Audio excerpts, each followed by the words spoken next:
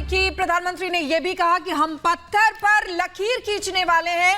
हमने जनता का विश्वास जीता है, दूर दराज गांव में आशा पहुंचाई, विश्वास बढ़ता है, सामर्थ्य बढ़ता है। आइए सुनते हैं क्या कहा।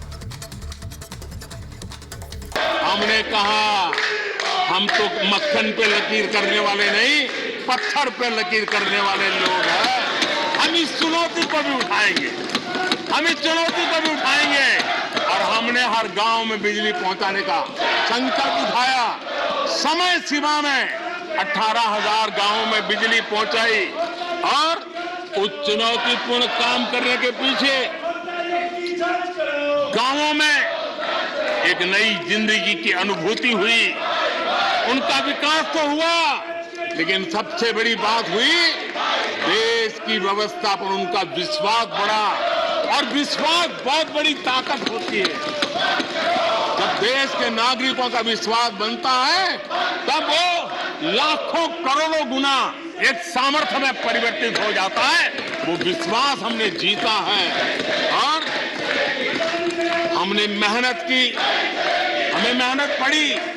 लेकिन मुझे खुशी है उन दूर दराज के गांवों को आजादी के इतने सालों के बाद नई आशा की किरण दिखाई दी, संतोष का भाव प्रकट हुआ और वो आशीर्वाद आज हमें मिल रहे हैं।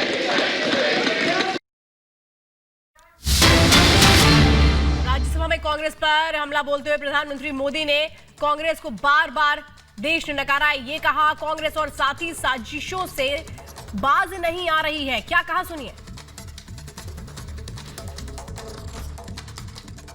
हम देश को विकास का ये मॉडल दे रहे हैं, जिसमें हितधारक सबको उनके हक में ले। देश हमारे साथ है।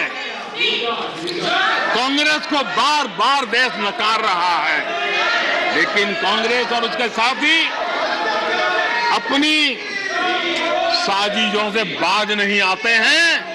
और जनता ये देख भी रही है और उनको हर मौके पर सजा भी देती रही। और इसी बीच आपको बताते हैं, कोरोना को लेकर भी प्रधानमंत्री नरेंद्र मोदी ने कहा कि कोरोना पर हमने वैक्सीन बनाई है। हम वैक्सीन लाए तो दुनिया हैरान थी, वैज्ञानिकों को बदनाम करने की कोशिश भी हुई। और क्या कहा, आइए सुनवाते हैं। हमने देखा है कोविड के काल में कोविन प्लेटफॉर्म 200 करोड़ वैक्सीनेशन और सर्टिफिकेट कोविन का आपके मोबाइल पर विदिन ए सेकंड आ जाता है। लेकिन दुनिया को अचंभा तब हुआ कि भारत अपनी वैक्सीन लेकर के आ गया है कोविड में। दुनिया के लोग अपनी वैक्सीन, हमारे यहाँ कोई बहुत बड़ा मार्केट था, बेचने के लिए भांति भांति के प्रेशर करते थे, आर्टिकल लिखे जाते थे, टीवी में इंटरव्यू दिए जाते थे, सेमिनार किए जाते थे। इतना ही नहीं, मेरे देश के वैज्ञानिकों को बदनाम करने के लिए, उनको नीचा दिखाने के लिए कल तक प्रयास चले, कल तक प्रयास चले, कल तक प्रयास चले।